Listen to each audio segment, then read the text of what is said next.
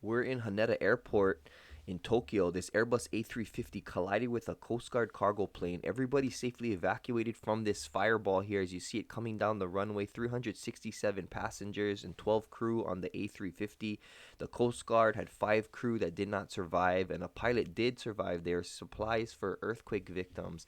Firefighters are going to get on scene to this immediate craziness, putting foam on this fire and fuel and trying to work on evacuating the passengers. The main thing here, you can see ARF is using hand lines.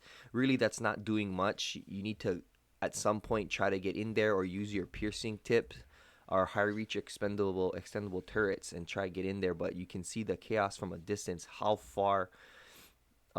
big these flames are. But definitely the main thing for this one is controlling the chaos, trying to get all the people evacuated and triaged and see who's the most injured and get them to the hospital, but bringing in resources without getting the scene too crowded. So the good thing about an airport is you can control who comes in and out. You'll use a staging area, and then you'll bring in your extra ARF vehicles or your municipal fire trucks to come and help out. But definitely sad on this one. We'll keep an eye out from this Tokyo's Haneda Airport. This is Arfred. I'm Kyo, and I'll see you guys next time.